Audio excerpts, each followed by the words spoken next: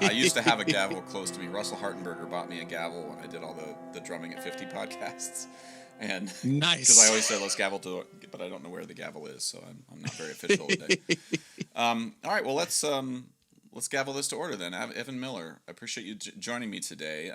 Of course. You and I are old friends, old hat, old acquaintances in various forms, and you were a first SoSI student. Am I correct? Yes. You were one of the poor saps who agreed to come and run through the gauntlet that we lay down for you, and I appreciate that deeply. And then you came Happily. back. Then you came back and joined as an intern. For how many years now? Have you 3, 2? I did it twice. Twice. We almost went for 3, and then we decided it would be best to let some other folks like Joe Barry, who we were blocking out. Yes, Joe Barry. Yeah. Well, yeah, we went. Yeah, okay. Well, anyway, Evan, I really appreciate you joining me here, and I don't have an agenda for this podcast in terms of what we talk about. I'm happy to speak about whatever you'd like to chat about, but maybe before we get into any meat and potatoes of anything, can you just like remind folks a little bit of who you are and like where you're from, what your background is, and what you do? So that's an interesting question because what I do now is not necessarily what I was doing when I first met you in 2015, I guess. Me too, bro. Me too. Yeah. I am a percussionist, so that is how I know you. I still would consider myself a percussionist, but these days I am primarily a public radio personality, which is why I have this fancy microphone in this room.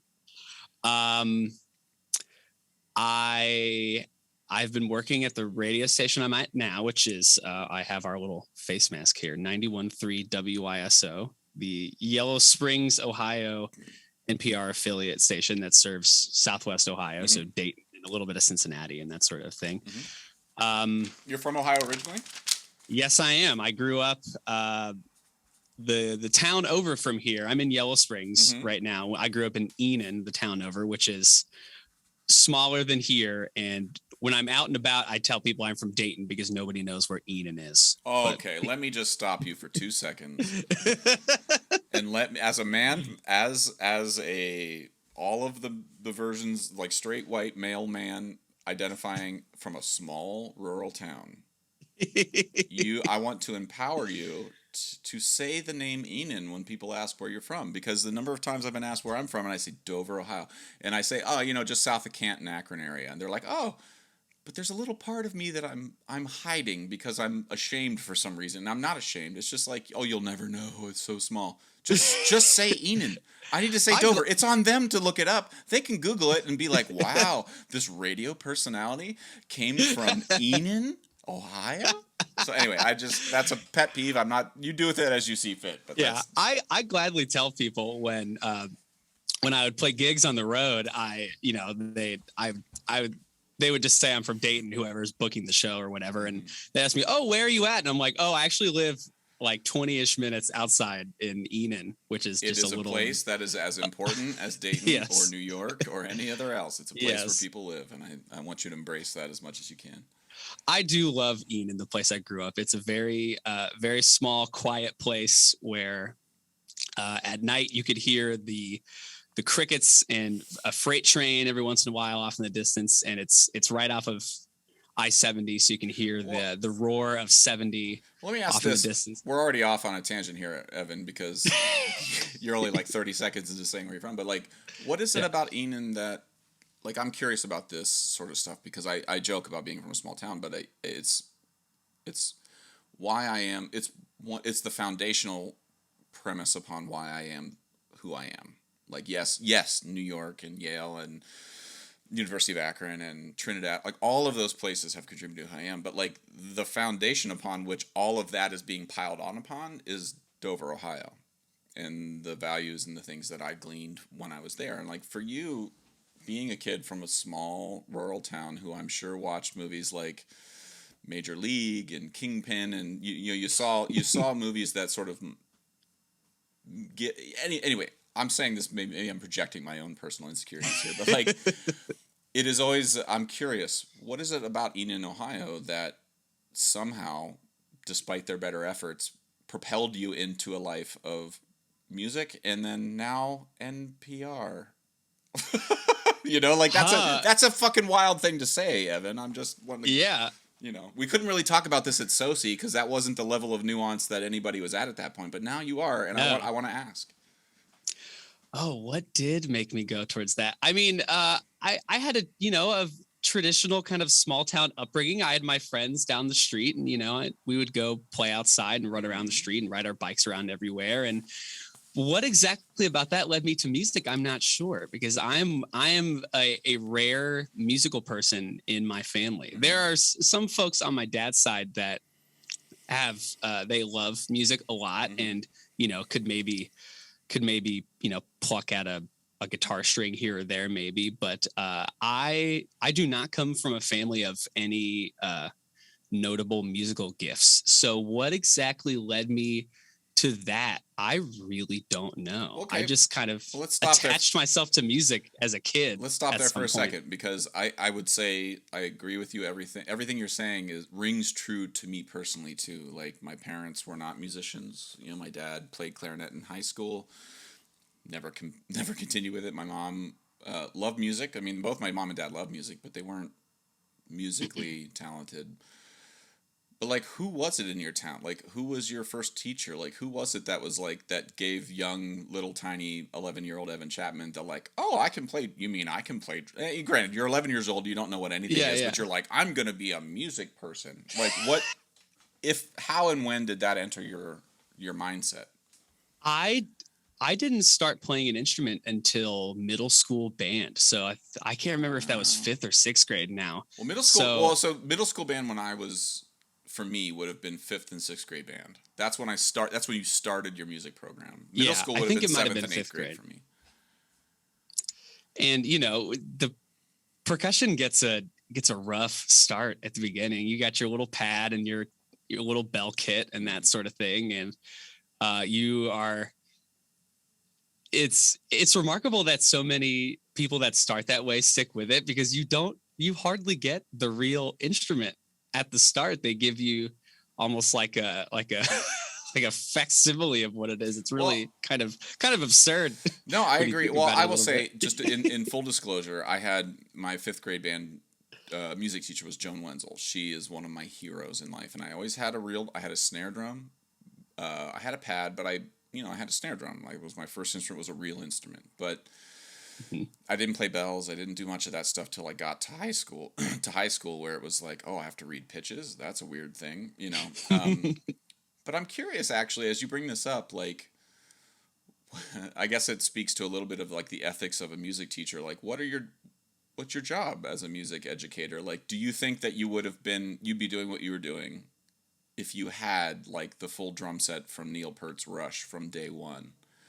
And like, and you were given the same stuff that a flute player was given, which was like a Jupiter flute that cost $1,200, and they're like beep beep beep beep, and they can't breathe into it, but they're having to learn from the beginning. Like, and as a percussionist, you're sort of given this thing that's like, it approximates the sound, but it's quieter, and like, but that mentality I'm finding as a 42-year-old.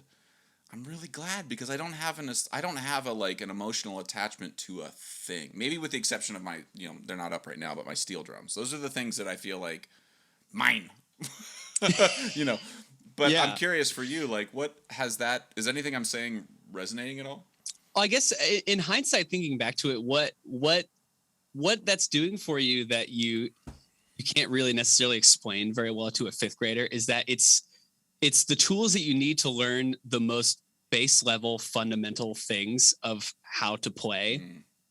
So if you can do those, and you can,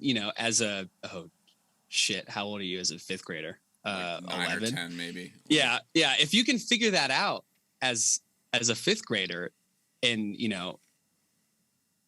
play rhythms okay, and know how to, learn how to read pitches, then you're on your way. You might not necessarily think you are at 11 or 12, but you're on your way. You just don't quite know it yet.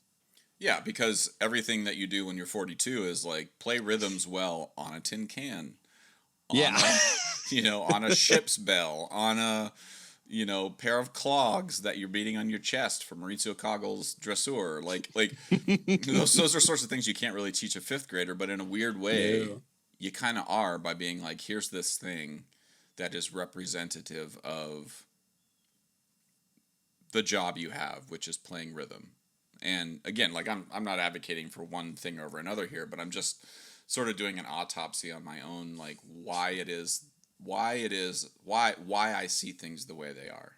Is it how much of that had to do with my personal upbringing, and how much of that am I grafting onto and how much of that am I grafting onto SoSI, and like all these other things that are, is it good? Is it bad? Like, what am I doing wrong?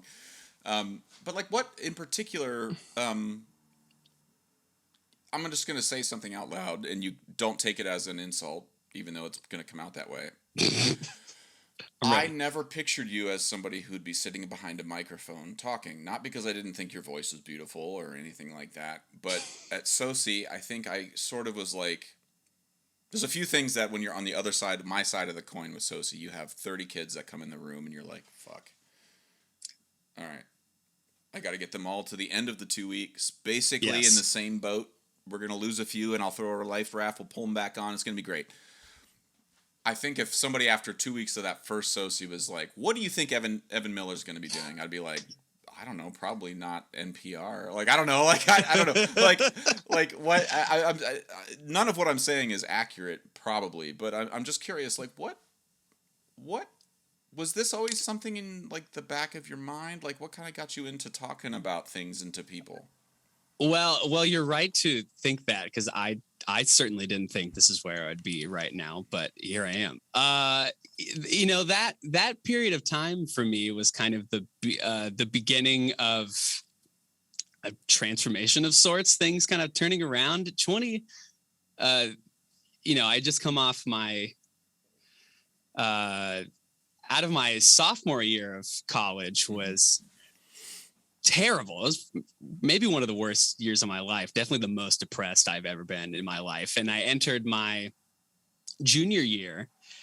All the while during this, since halfway through my freshman year of college, I was doing the college radio station because it seemed like a fun thing to do. And I liked music, and I liked playing music and sharing it with people. So that's definitely one kind of core part of it.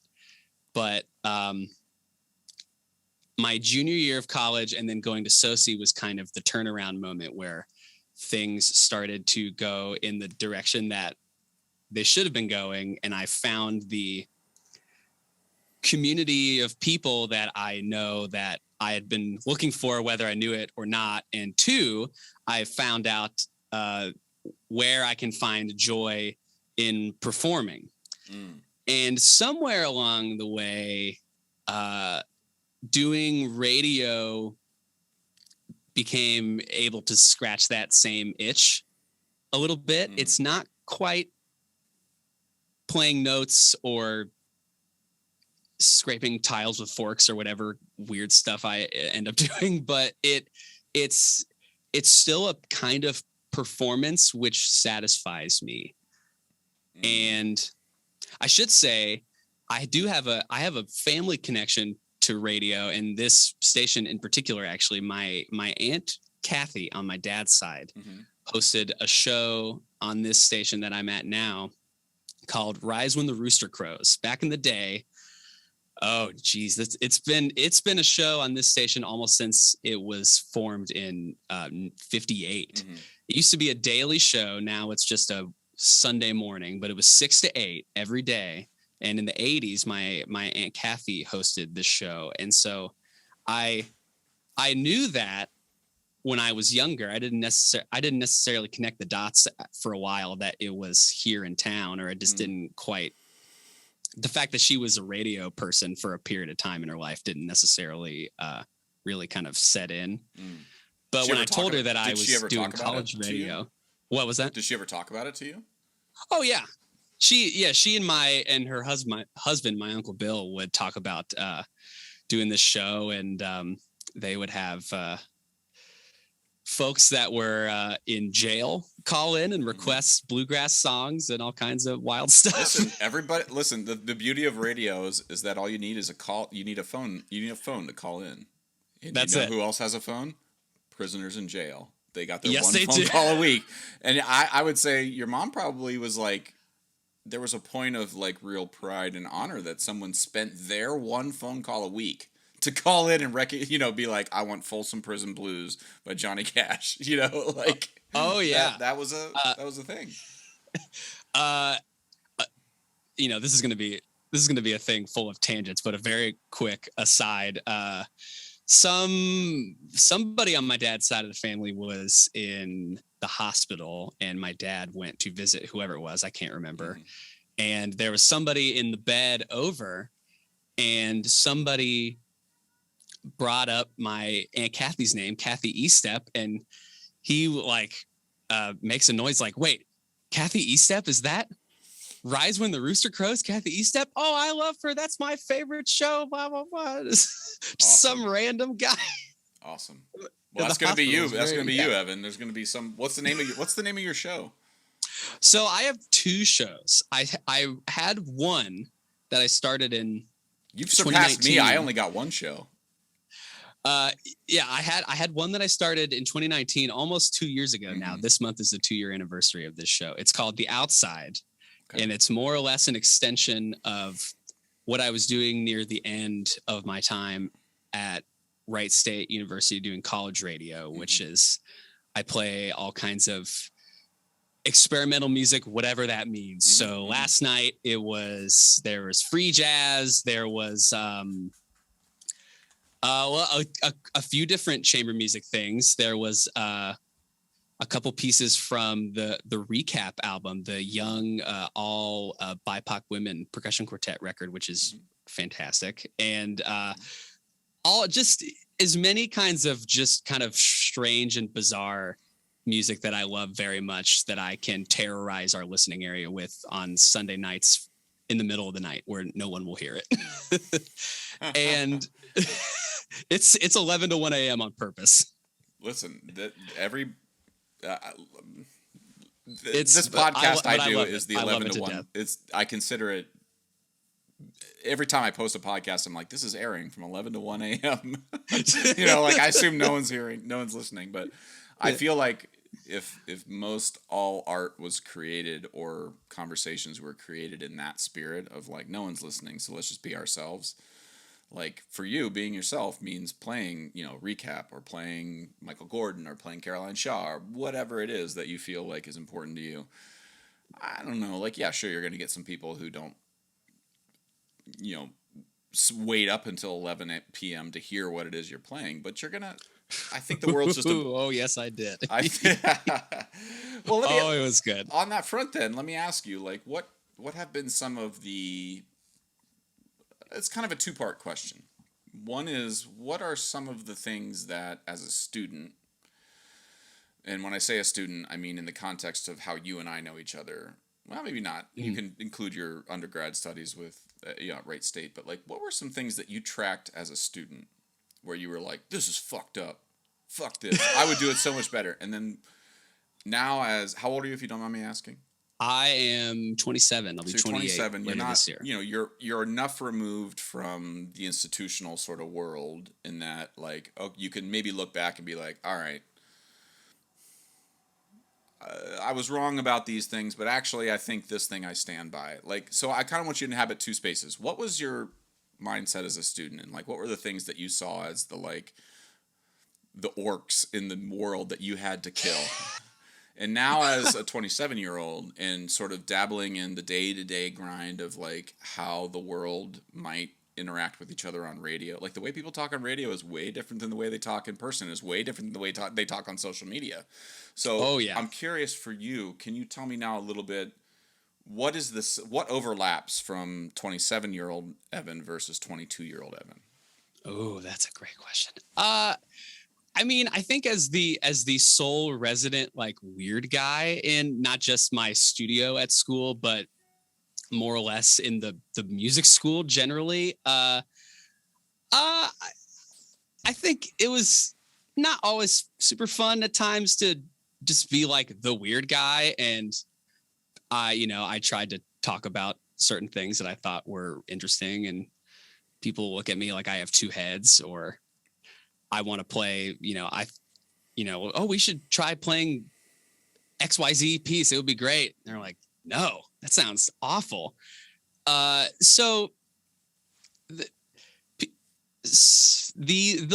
the lack of kind of being receptive to trying things that you don't understand was definitely confusing to me.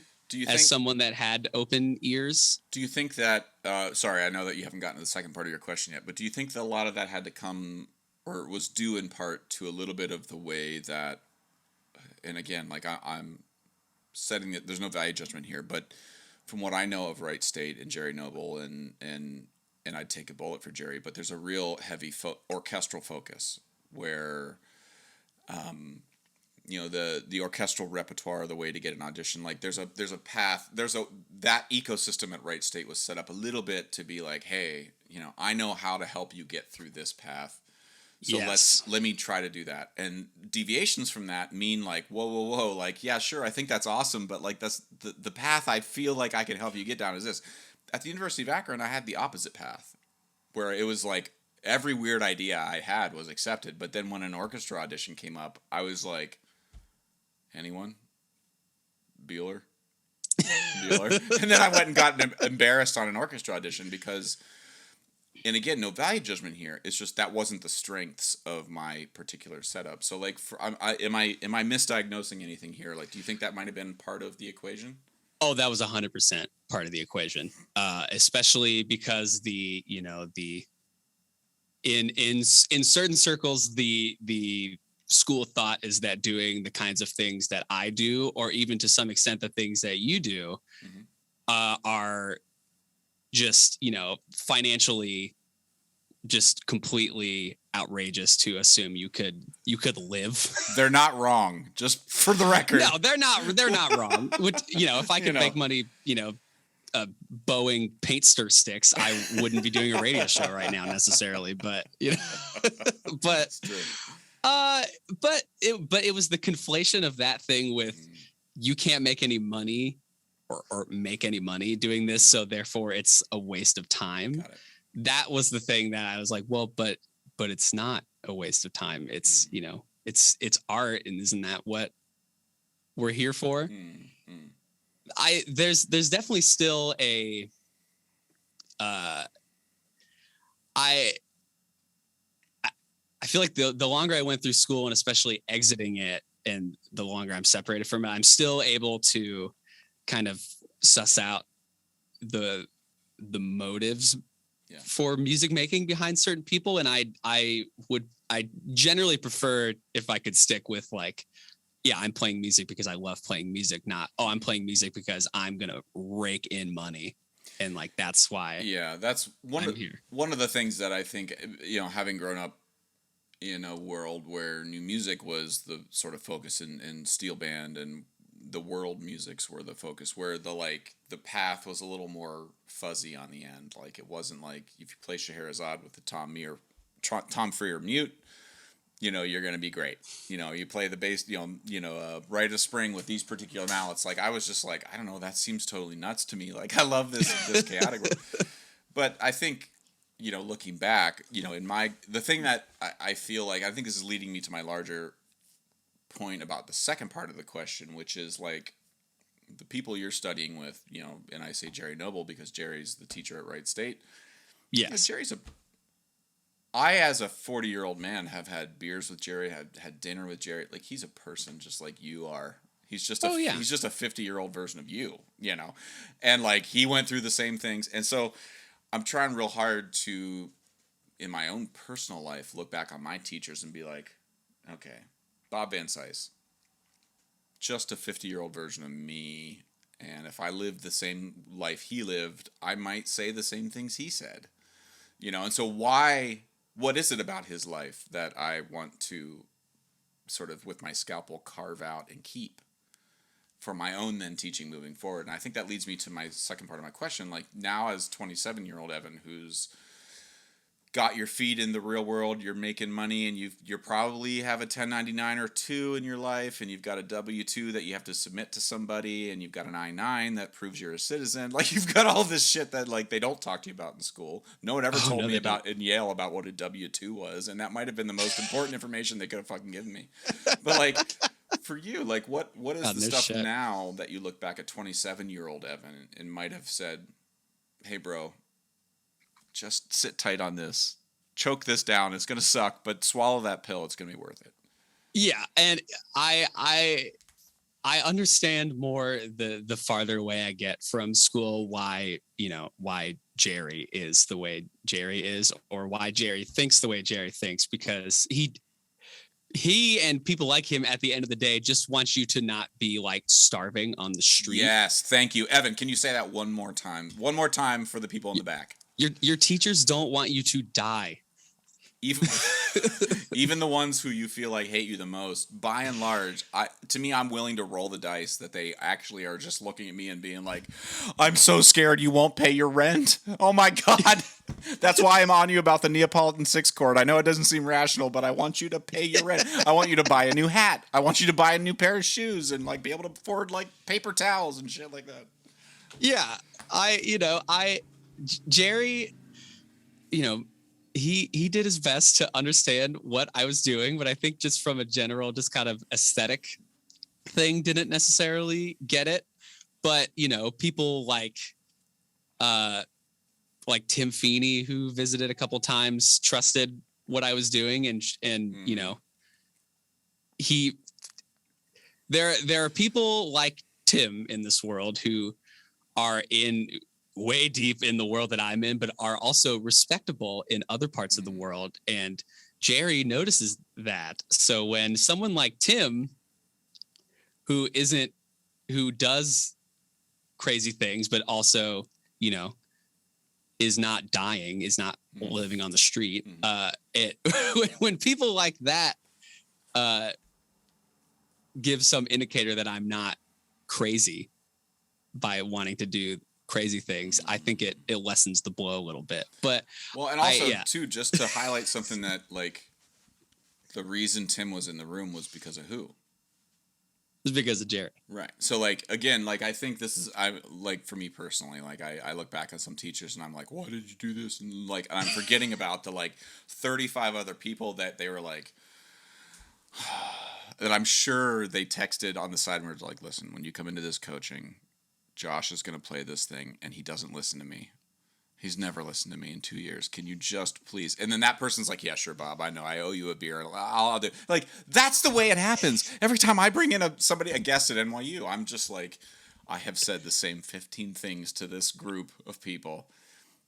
If you see what I'm seeing, please say it again so they trust me. Like those sorts of things happen. And so I would imagine with Jerry, when he brings in Tim, and I can speak for Jonathan Haas at NYU.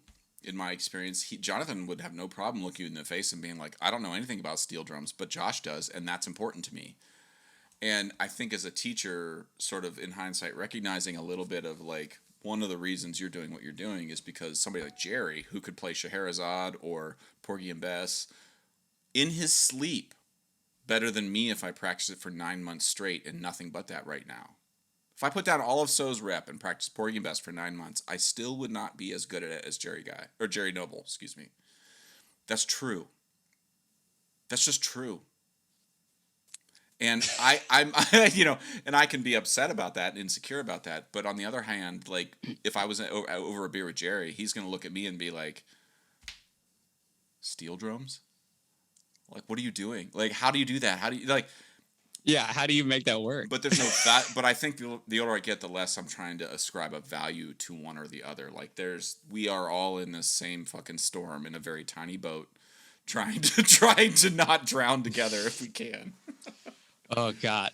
But what I think that people like Jerry can see in, and I recognize at the end of the day what he did see in me is that I was dedicated to doing the thing I was doing well, because outside of scraping tiles together or whatever, when we had somebody coming by to hear some chamber music piece, like I'm there because he knows that I'm committed to making this thing sound good. Yeah. And he can count on me to do that. I will gladly make my tiles sound good or whatever they are. Dowel rods on cymbals or whatever. But if you need me to play if somebody wanted to hear some Xenakis, like he knew he could call on me at the end of the day and I would do it. Yeah. And it would sound good. So well, and I would wager my life savings that if I texted Jerry Guy right now and was like, on a scale of 1 to 10, Evan Miller, he's gonna text me back and say 12. And so then I guess that leads me to this next question, which is like, at now as a product of Wright State University, where'd you go to grad school? I did not go to grad school, actually. Awesome. Okay, so as a product of Wright State University, and you went to grad school at SoSI. Let's say that was your grad school. Yes. For better or worse. What would you go back and change? What would you go back and actually be like, if this hadn't happened, I wouldn't quite have the lot I have in life now? Or is the lot in life you have now something you're actually like totally bewildered that you have? And like, I'm just kind of curious, like, this is a hypothetical. You obviously can't go back and change anything, but like, would you, if you had a scalpel, would you go back and open up the body of Evan Miller and Wright State and everything and cut out a certain part? Oh, I would improve my, try to improve my motivation to practice significantly. And that I think that is an issue that affects other parts of my life. Keep talking. I'm with you so far. Keep talking. And you're picking up what I'm putting down. Keep going. While at times I thought Jerry's recommendations for how many hours a day you should be practicing were a bit extreme, perhaps. Boy, howdy, I would love to have more drive within me to go do something that is not necessarily exciting, but will help me in the long run later. I think that would improve a lot of parts of my life kind of all at once. Well, and I don't mean to be glib here, but like, it seems to me that the thing that you're saying is like the thing you wish you would have done. And I'm being serious here. Like, this is something I feel about myself too, but like, you wish you would have had a more intrinsic desire to work harder for no results. Like, a lot of what we work for as humans, and understandably so, like, you work for the paycheck. It's extrinsic, right? I'm going to go play this gig because I might get paid. I'm going to get paid this money. We have a contract. Or I'm going to get health insurance, or I'm going to have a 401k as part of my thing. And that's why, it's all part of the thing. I'm doing this thing. As a student, you're investing in something, right? You've paid tuition, or you've gotten scholarships, or whatever this current individual situation is. But the thing that no one ever actually can do appropriately is tell you personally exactly how much work it's going to take you to get out of the program what you've been sold. That's right. That's true. Like, I've sold many students on the idea of coming to NYU, for example. The next 10 words are like, yeah, cool, you're in the door. Now it's going to take you 30 hours a week. It's going to take you 2 hours a week. Because, like, that's the thing that's hard. It's like, oh my God, this person has so much innate talent. It actually, I would be like, it's going to take you 2 hours a week of practice, but 30 hours a week of just talking to people and not ruining it. Because you can't fucking talk to people. You're an asshole. And then there's other students where I'm like, you need 30 hours a week of playing with Steve Gadd on a record, to 50 Ways to Leave Your Lover. Because you can't play your way out of a paper bag. But you are the most lovely person. I'd take a bullet for you because of the way you see the world, but you don't have good time. Like, and unfortunately, that's the hardest part about teaching. And I guess my question is, like, how do we as educators, what's the curriculum that includes that aspect? Because no one ever told me that. Larry Snyder, Bob Van Snice, all people I'd take a bullet for. And are doing. They're the reason I'm doing what I'm doing. But no one ever, maybe Bob at the very tail end of my life as a student, was like, you do realize you're never going to play in an orchestra professionally. And I was like, how dare you, sir? And then then he said it again, and I was like, you're right, sir. And now as a 42-year-old, he wasn't wrong. It was hard to hear. But like, how do we, or can we, or should we fix any of that? I don't know, because I think what was attempting to be taught to me at the end of the day, which I desperately could have used, was time management skills. But when you put it that way, it sounds really like, what does that mean? Like that's not drums. Like what is that? It feels like, here's a daily planner, check. It's like, no. Your life is in certain ways is going to be, when you're in school, you have such a regimented way that you go about the world, and when you're out, who fucking knows? I don't know. It's telling you to practice 6 or 8 hours a day. Do I think you need to practice 8 hours a day every day? No, that's ridiculous. You got to work. You got to make money at some point. Jesus Christ. But it's to get you in a habit of, this is how you segment your time every day, because someday you're just going to have, days where nothing is happening. And you're like, oh, what do I do? Well, I guess I could just sit here. Well, yeah, it's like you look at Usain Bolt, for example. Like, he has trained his whole life to run 100 meters. And we all look at him, we're like, oh, he's a genius. It's like, yeah. Do you know how many hours he spends in the gym on the calf muscle exerciser? Because the foundation of his under 10-second run is the quickness with which he gets off the blocks. It has nothing to do with whether or not he loves running. Yeah. Or thinks that running is great for humanity, or that it's good for carbon offsets or the environment or any, he loves the gender equality. And it's like, no. That motherfucker, regardless of what he believes, has to get in the goddamn gym and go, ee-er with his feet 3,000 times a day. A day. Or else it's not going to happen. Right. And it's not going to work. So, as an artist, like, like, for me, the exercise has not been Scheherazade. I haven't had to do that 300 times a day. But what I've had to do is know what to do when a mistake happens in chamber music. And that's a skill set. I'm SEAL Team 6 when it comes to chamber music, like travesties, right? That's the calf muscle I've been exercising.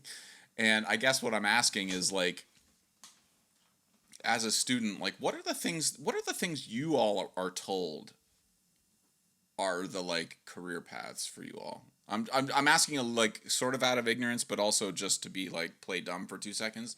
When I was in school, it was teaching at a college, playing in an orchestra. That was it. There was no other path. Nexus was like this unicorn balloon that was floating out into the ether of, like, well, that's fucking crazy. Like, whatever. They're awesome, but no way.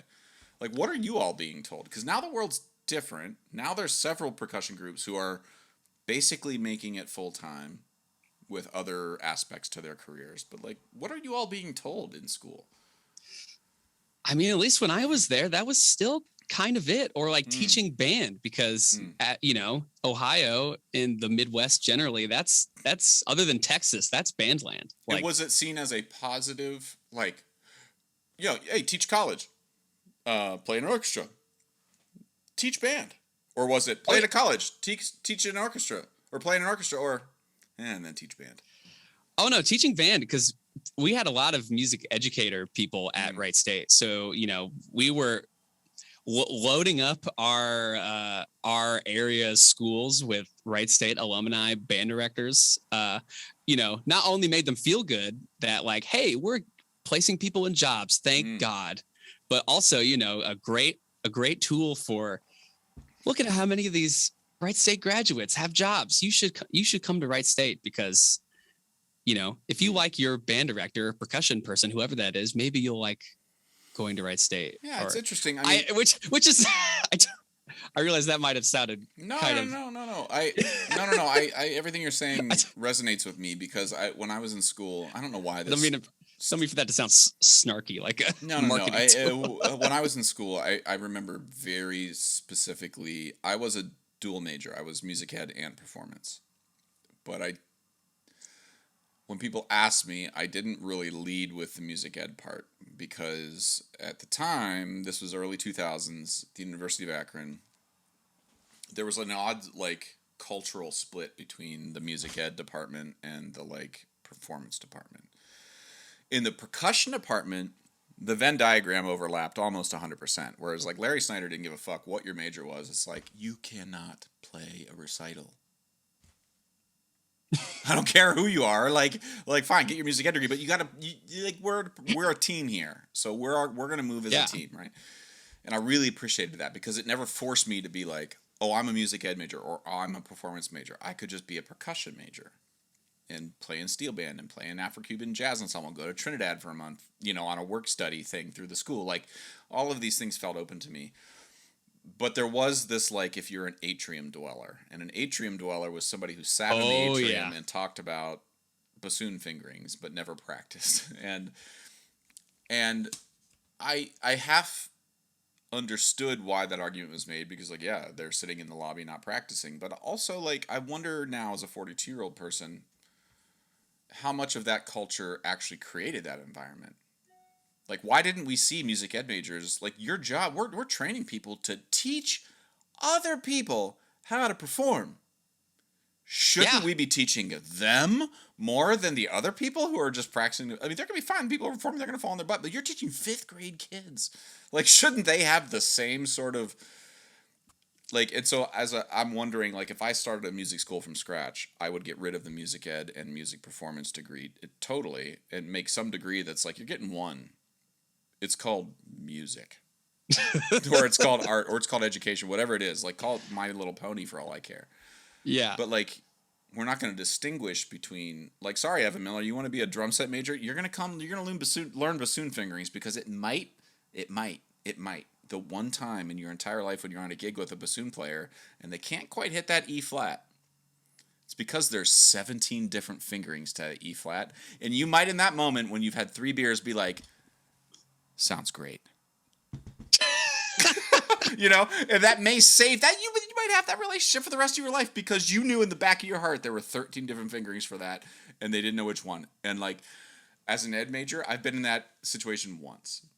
And boy, am I glad for having had to have taken bassoon methods because I knew how much of a struggle was happening over beside me was.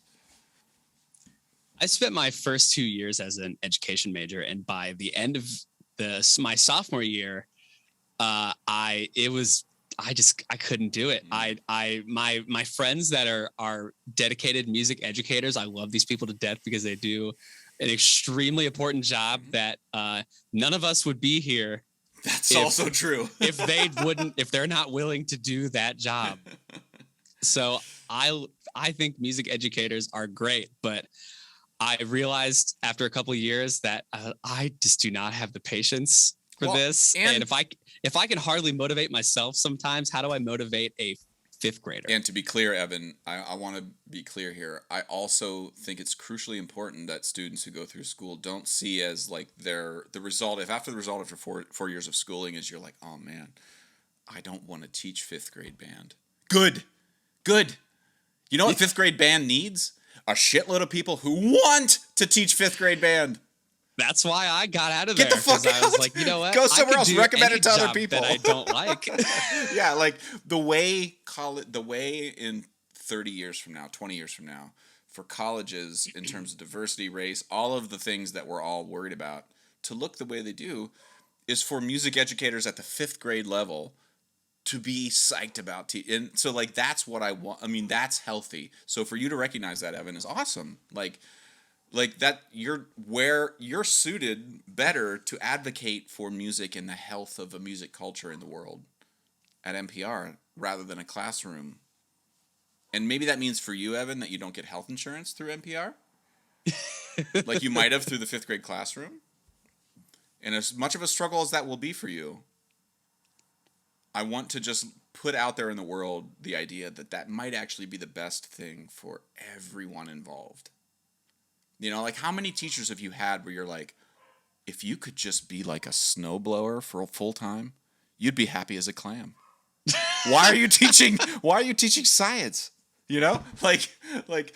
Anyway, I don't know. I'm off on a you tangent. seem very unhappy doing this. Why are you here? Yeah. Like, anyway, I'm off on a tangent here, but like, Yeah. I don't know. It's something I've been thinking a lot about recently.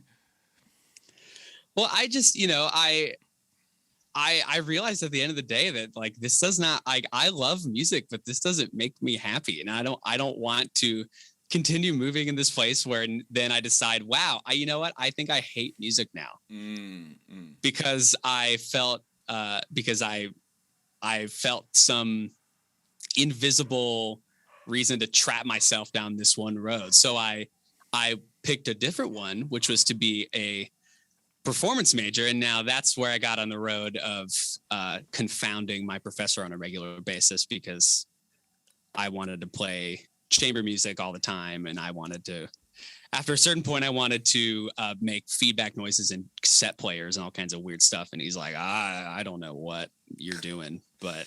Well, and that's a little bit of why I was setting up a lot of the conversation we were having earlier is like at what, and again, like this is not a, I don't know the answer here, but like at what point does school become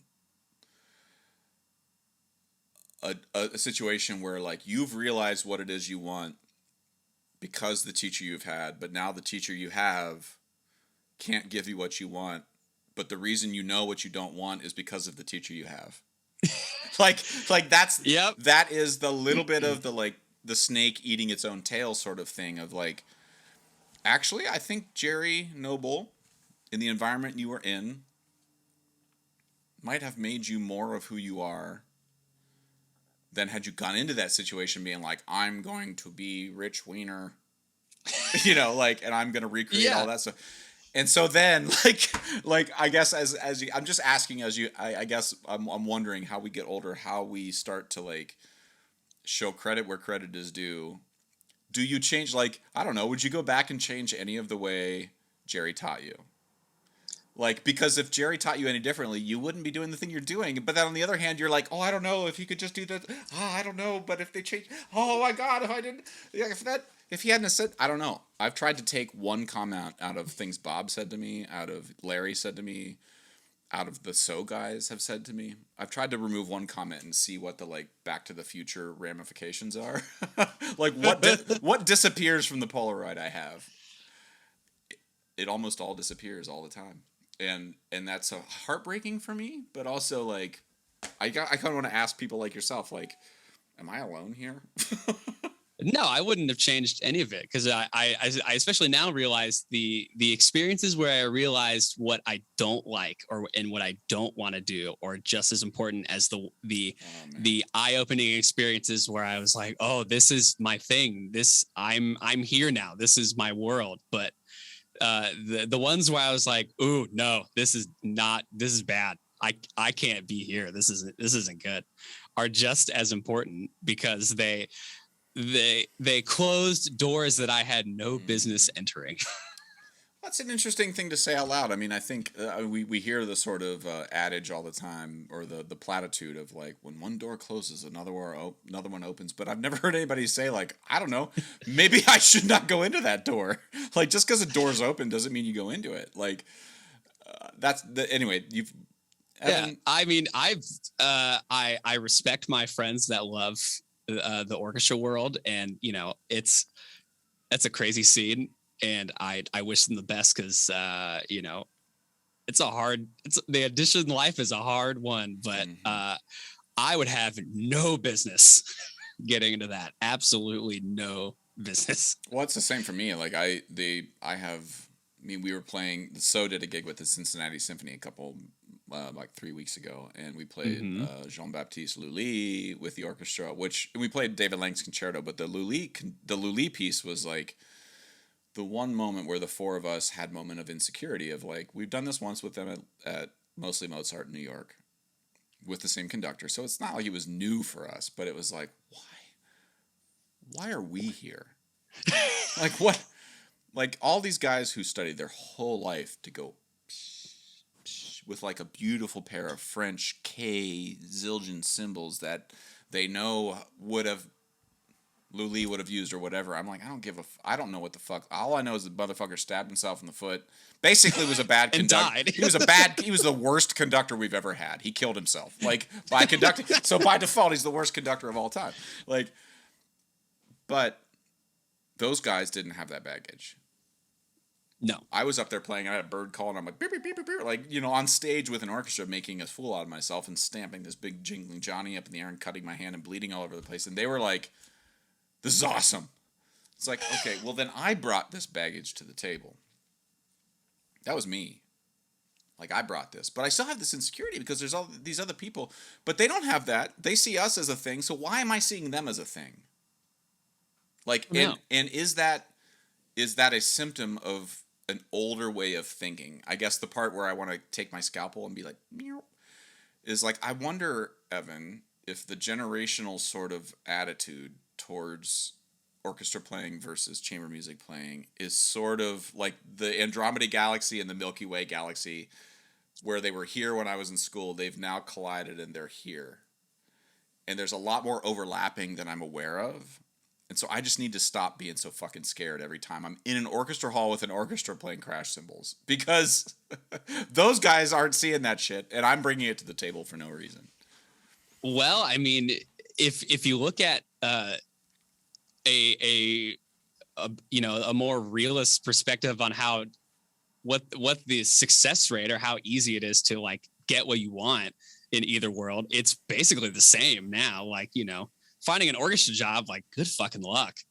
One opens up and there's like 400 people that all want the same job. And it's probably even less so in the chamber music world, right? Oh, yeah. You know, how many jobs open up in the chamber music world? Like when a job for Line Upon Line opens up, or Third Coast or Sopra. When's the last time a job for Third Coast opened up? When's the last time a job for So Percussion opened up? 15 years ago. Yeah. So, like, if anybody's in school being like, I'm going to study to be in So Percussion, please don't. Please don't. I'm studying to be in So Percussion still. Like, but the difference is you can make So Percussion. You cannot make the Cincinnati Symphony Orchestra. No, but the thing I think that I'm trying to clock as I get older, and again, I'm not right here, but the thing I'm recognizing is there's a little bit of the curtain that gets pulled back when I'm at the Cincinnati Symphony, or we meet with folks from Kronos, or we go to the Lincoln Center or Carnegie Hall. It's people. There's just people. Like, there's somebody at the top of Carnegie Hall who's deciding what's happening. His name's Clive Gildenson, or whoever it is at the time. He's a person. He's a nice person. And if you get him cornered, you realize he's a person. And he likes to talk about things that you and I like to talk about, Evan. You know? And so, like, seeing some of these institutions, or these things that we see as institutions, whether it be Wright State University as an institution. You know what? Do you know who runs Wright State University? Not the president. The secretary in the music building. That person has more power than almost anybody else at that university. If you want funding for your project, go to the secretary. Go to the administration, the person who's moving the papers around all day. They will be like, oh yeah, there's this budget I've seen. It's had $5,000 in it every year for the last 15 years. No one's ever touched it. And I've just moved this piece of paper here over here for 15 years. That's who you go to. You know? Why? Because it turns out the person at Carnegie, at Yale, is just a person sitting at a desk. And like, the more we can try to sort of see all of these things as, and whether it be the Cincinnati Symphony, the New York Phil, or So Percussion, there's someone sitting behind a desk going, being like, okay, it's 9 a.m. on a Tuesday. What are we doing today? Yeah. You know? And I wish there was like a class we could teach that would be like, hey everybody, here's what the dashboard of So Percussion looks like today. And you would just open it up and be like, oh my God, there's bugs splattered all over that thing. How do you see where you're going? We don't. We're just making it up. But, well, Evan, I've stolen 57 minutes and 30 seconds of your life here. And I want to sort of ask you, now that you are, I don't want to say like you're well on your way to your life as a radio artist, but like where you are today, knowing what you know of past Evan, and being a little more armed to guess what future Evan might do, and might look back on this current Evan as being completely fucked up and having seen the world in the wrong way. What do you think now moving forward? You're like, this is so important to me. I'm going to keep it. And there's no one who can shoot it out of my hands. You have to pry it out of my cold, dead hands. What's the thing for you moving forward that you really want to hold on to? Oh boy, that's a great question.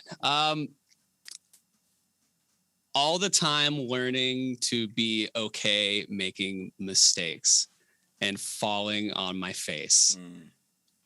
I consider that a very valuable life skill, which I have honed in multiple ways.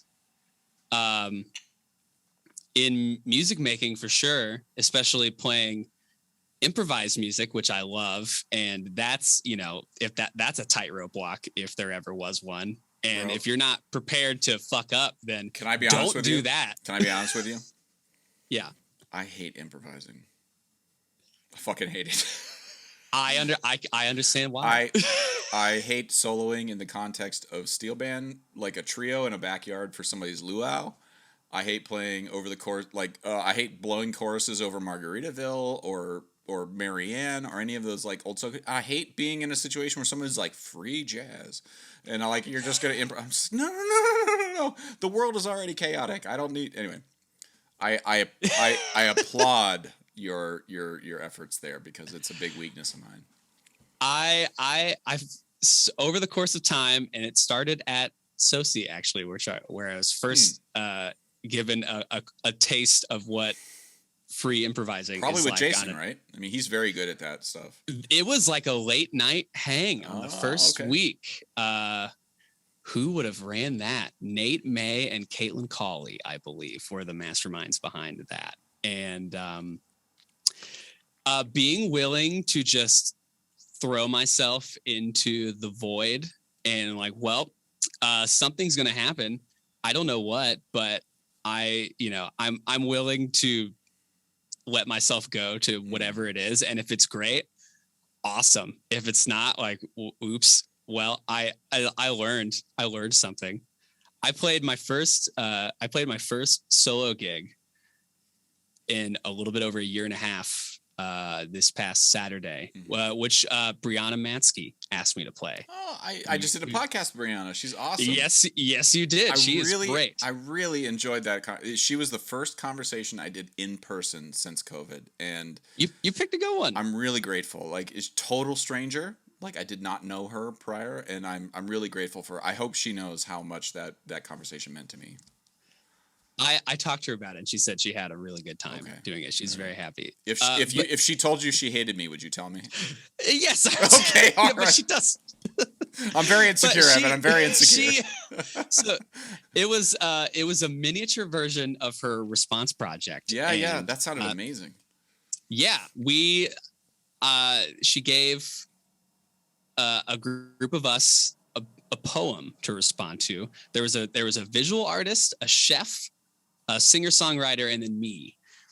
And I took the gig because poetry often doesn't do very much for me, at all. It takes a while for that one to kind of set in. And I was like, you know what? I need something that's out of my comfort zone. I need something that's going to challenge me. And if I don't get it, if I can't figure it out, then I'm going to try my best and just see what happens. And I got to the gig and I had something that I thought I was going to do. And my weird little analog gear, all my little tape players and things, which are very fussy at times, did the things that they do sometimes and do things I don't expect.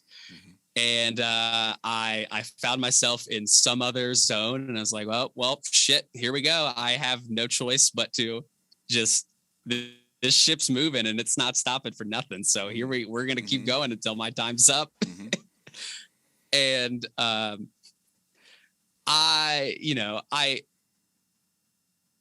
there's a part of me that was like, well, I bombed. That was bad. But I've realized after a certain point of stuff like that happening, where if people enjoyed it, if people thought what I did was intriguing and they had fun, then then it doesn't really matter what I thought about it at the end of the day, because people enjoyed a thing that I did, and that's okay. Well, but also, I think that like I listen to way too many. This hat is from a podcast called Two Bears One Cave. Like I listen to comedian podcasts nonstop, and I do too. When they talk about their process, yes, almost to a person, whether it be Kevin Hart, Dave Chappelle, Joe Rogan, Eliza Schlesinger, Whitney Cummings, it doesn't matter who it is. They're all like, bombing is where I learned the most. Like it's the worst feeling, but it is the moment where you know if your joke works or not.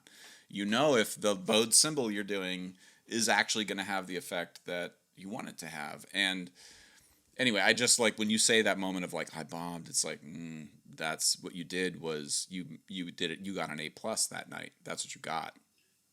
Like the standing ovations don't teach you shit. Let me just tell you, people clapping for you doesn't teach you anything. It just teaches you that you're awesome, and that's not always the most healthy way to go about life.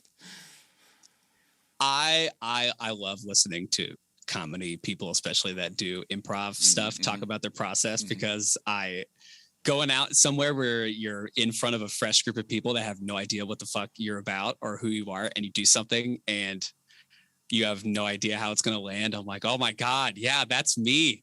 I do that. And it's kind of terrifying, but also it's exhilarating. And it's an educational opportunity every time. Totally. And I'm comfortable with going out and just like, well, here we go.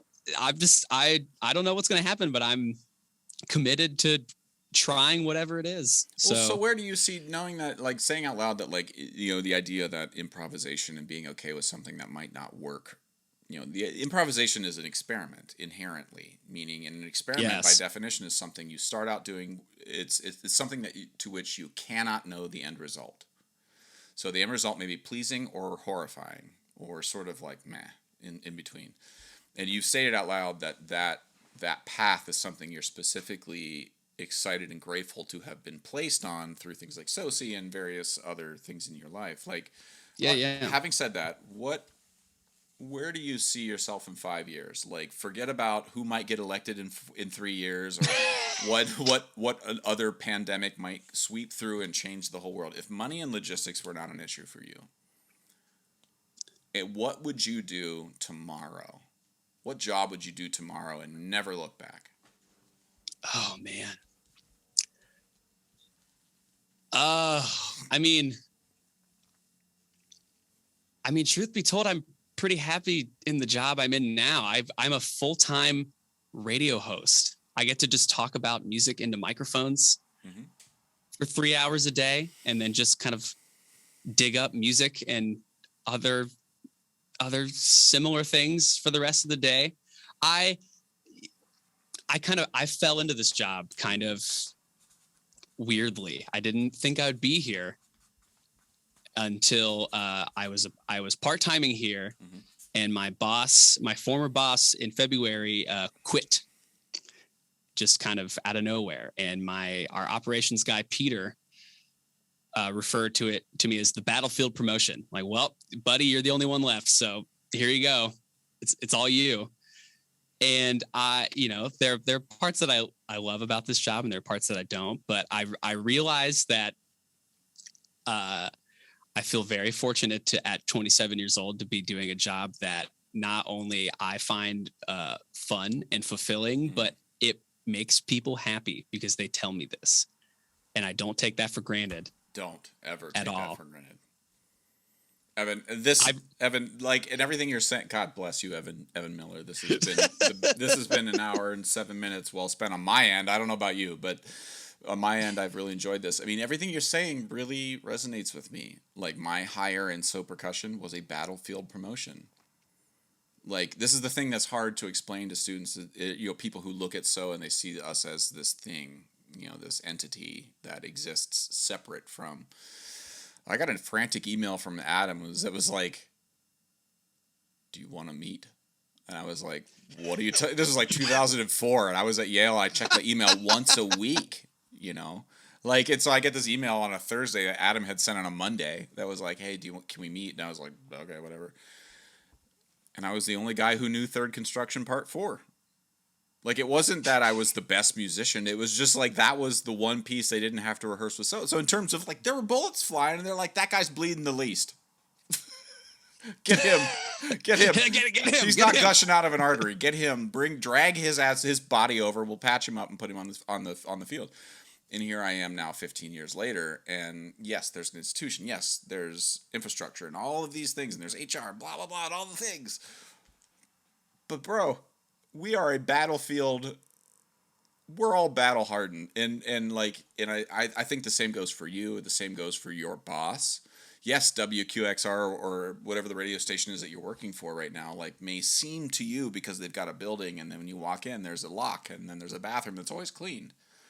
You know why? It's because your boss told somebody, and he's been trying to remember every day for his whole life, like, fuck yeah, I got to remember to hire this like, there's a person there. And yeah, sometimes that person's a real piece of shit, and we got to figure out how to get them out, and they make the systems worse. But now you're part of it, buddy. You are now part of the system, and there's somebody below you who's looking up and being like, well, I wonder what Evan's like. And so, anyway, point being, Evan, I have been very grateful in hindsight, not that I was ever worried in the moment, but in hindsight to have you as a student at SoSI. And I really want to tell you how grateful I am that you then reinvested in the organization on the intern front and have continued to reinvest on the level you do. It is really nearly impossible for the four of us to express to other folks why we feel what we're doing is important. And when folks sort of dive in headfirst with their eyes shut and just are like, listen, if I hit the bottom of the pool and crack my skull open, you will all be there, right? I'll be like, and we're like, yes. Those are folks, you, Lindsay, Yumi, Shelby. There's a bunch of people in that mix. And there's many others I've obviously forgotten. But from me to you, I think don't underestimate how much as a student your level of investment in generosity and genuineness can actually influence the way an organization then continues to carry on its business and do what it does on the level of SoSI or, you know, Carnegie or whatever. Like, there's a little tiny part of Evan Chapman's DNA in our institution that's swirling around, and I can't tease it out anymore. It's part of it. And the way you did that was by becoming the best kind of cancer in an organization, which is like you get in there and you grow a tumor that just makes us all feel better. You know, like that's what I wish cancer was. It's like, oh, I got this tumor. Man, if I just rub it, it feels great. Like that's a horrible analogy, Evan, but I hope you know what I mean when I say it. That from the bottom of my heart, I think you've really helped SO grow in ways that maybe it's hard for you to track, and then over beers 10 years from now, I'll tell you exactly how it helped, and we can get drunk over it. But any last words here? Where can folks find out about the stuff you're doing? Is there a website for the radio show that you're doing? Yes, WISO.org, which I say a million times a day, is the radio station that I work for. We just got out of our fund drive week this past week, so it was crazy. And I went to a wedding in the middle of it, which they were very nice and let me go. It was Adam Holmes getting married. Okay, I know you know former SoSI alum Adam Holmes. Indeed, NYU. Yes. All right, since it was for a marriage with a SoSI alum, we'll let it pass. You have an excuse. Yeah. WISO.org is where you can find out about it. If you're a person, or WY? WY. Y. Okay, great. WISO is what we call it. WISO. Okay. Because you can call you can say our call letters. Support public, independent news sources and music sources, please. Especially the news. Good God. Like we are one of we're the biggest independent news source in our area, and people respond to that in a positive way because they know that they can trust us to tell them the truth and not be fucking around. And Yeah. We're telling them what we're telling them because it's what happened, not because we think it'll get clicks or rile people up or whatever. God, please. So find the good people where you are with that are telling you what they're telling you or providing you what they're providing you because they care about it and they love it, and not because somebody in a suit told them to do it. Like, please. Listen, this is a very genuine plea for public radio, and I really appreciate it. And I grew up on Mr. Rogers, which was, PBS. Yes. I think it was PBS. Maybe I'm wrong here, but where he talked a lot about just like, listen, in chaos, in trauma, in danger, look for the helpers. There are always helpers. And we're not well equipped during chaos. Actually, that's part of our evolutionary. That's why humans, sadly, have been a lot. It's because in chaos, we just look for the thing that's going to keep us alive the longest. And maybe that's not always the safest. Maybe that's not always the healthiest thing. We just run. But in moments like right now, where people are worried about the news, they're worried about vaccinations, they're worried about race, they're worried about gender, they're worried about guns, they're worried about education, they're worried about immigration, all of these things, like, there are helpers. Just keep your eyes peeled and look for the helpers, because and if you can't see any helpers, be one. Yes. If you need help, ask for it. And if you're asked for help, give it. Like, that's the crux. Find your community resources that are there for the good of everybody, and don't let them go. Hold on to them tightly and help them. Because they're very important.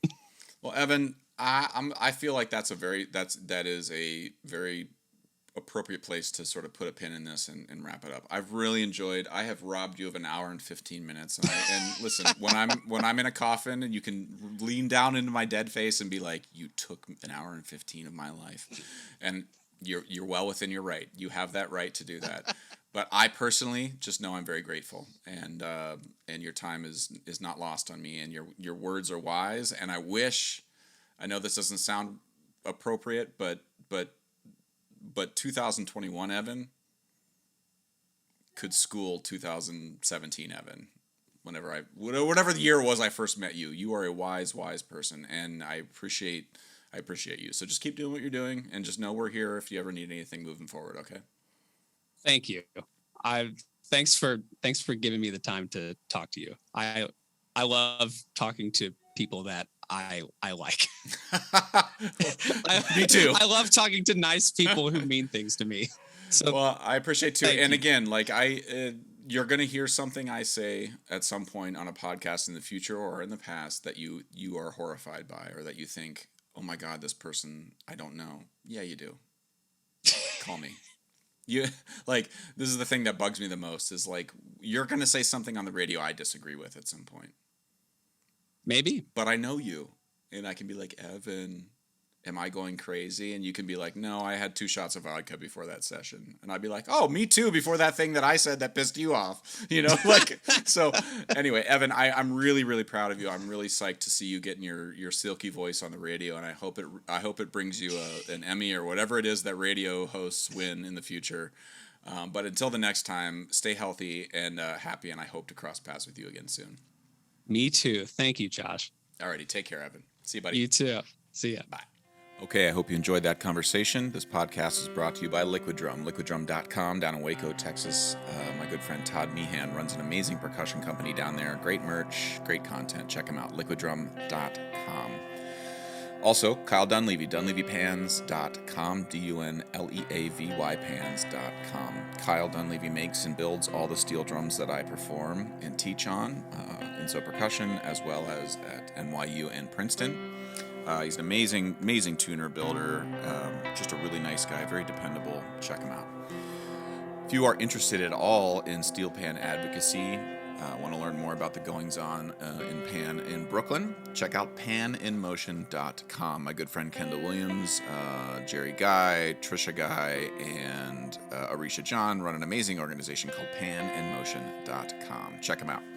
And finally, Alejandro Mirage runs an amazing clothing apparel company in Brooklyn that is steel pan centric. You can check him out at mangochow, CHOW, clothing.com. I own a bunch of his shirts. They're amazing, very stylish, beautifully made. Check them out.